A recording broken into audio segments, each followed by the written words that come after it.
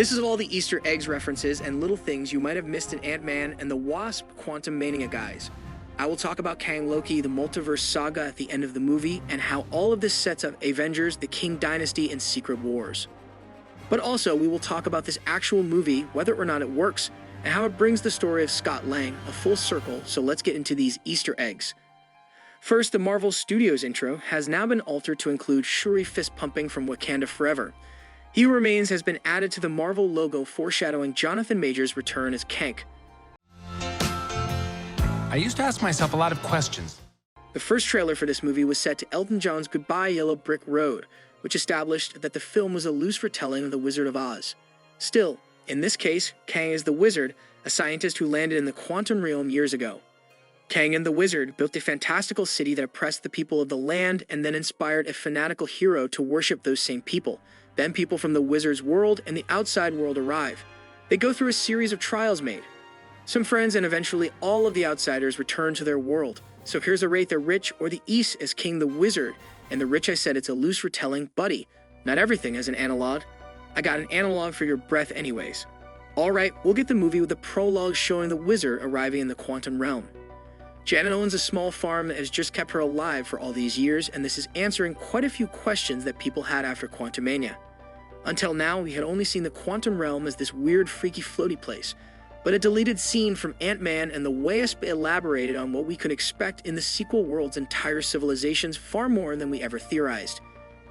In fact, they lifted this line of dialogue from Janet and put it in Quantumania, when she explains the realm to her family well. In this movie, both monologues cut to the heart of who Scott is. He is like the everyman. He has no superhuman abilities. Thank you, Spider-Man! No special talents like Hawkeye. He has absolutely no business at all being a superhero. He's not even a genius. Makes sense. He's not even that smart. Was it no wardrobe? No, I was in a tall dresser. Do you mean a wardrobe? Is that what that's called? He's just like a super positive dad. He's his Paul Rudd exactly, and these monologues set all that up, and the ending monologue perfectly caps off this movie and his place in the Multiverse Saga. I think. But he also said something bad was coming, and that everyone would die if he didn't get out. In this movie, we get frequent callbacks to his book, Look Out for the Little Guy was first teased here in Wakanda Forever. In the opening montage, we see him having lunch with Jimmy Woo, the FBI agent assigned to him in the first movie. This is a really fun callback. One remembers their last meet was kind of awkward. Did you want to grab dinner or something? I mean, because I'm free, come on, and now they finally had that meal together, and we can also see Scott showing him some close-up magic. This was running gagging Ant-Man and the Wasp. It's how we went from this close-up magic to this. How'd you do it, Scott? How'd you do it, Scott? Do what? The card trick. Seriously?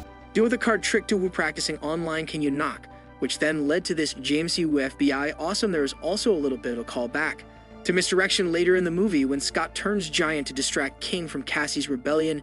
Now there are many moments in this movie that call back to the first Ant-Man and bring this trilogy full circle. One of my favorites is Scott getting the Employee of the Century Award from Baskin-Robbins to remember he was fired after lying about being an ex-con. Baskin-Robbins always finds out now and notices that the name tag still has his fake name Jack, and so does his name tag later when he's in the probability storm. Go get her, pal. This is the same boss that fired him, who also makes him the cake later on, which will be loaded with symbolism. I can't wait to discuss Hope has rebranded her dad's company as Pim Van Dyne Industries, and they are helping to solve the post-blip housing crisis right have. And how are they doing that they're making tiny homes and growing them? Or wouldn't they fall apart if they did that? Or what, do they shrink people and then put them into smother homes like that movie that was in a movie called Downsizing? Remember that movie? We should not dwell on such things that are right on your breath, super weird.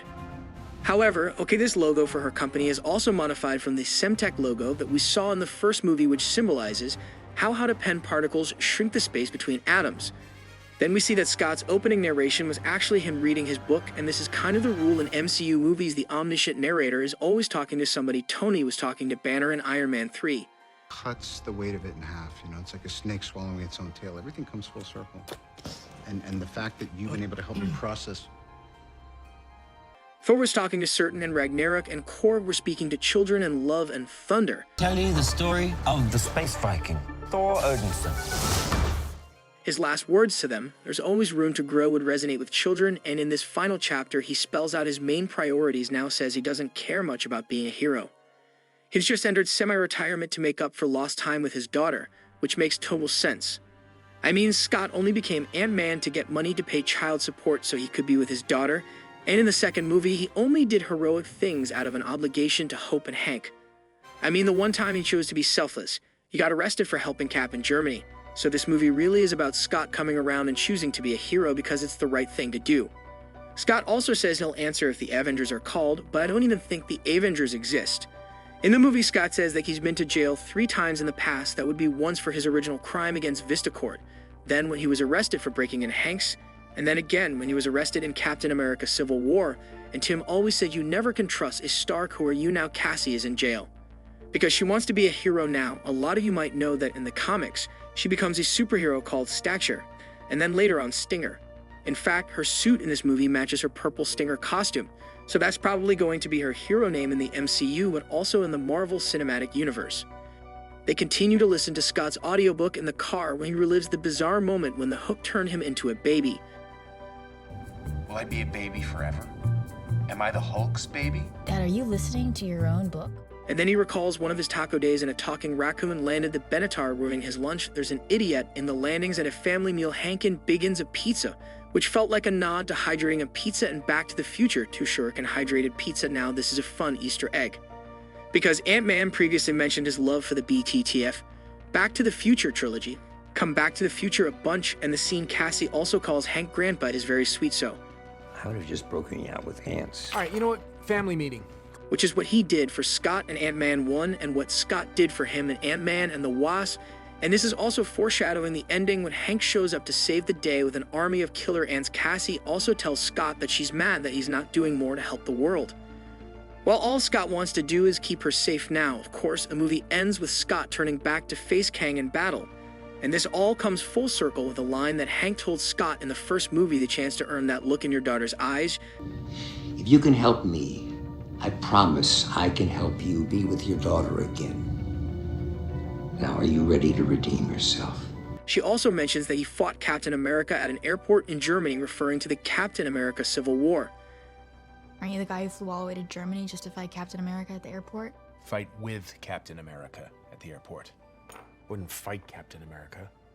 Not insane. Despite the film feeling lightweight due to the Ant-Man character being more suited to comic relief, it still made $225 million in its opening weekend. If you like this video, don't forget to hit the like button and subscribe to our channel for even more interesting content. Stay tuned for our next video, and thanks for watching. Check it out.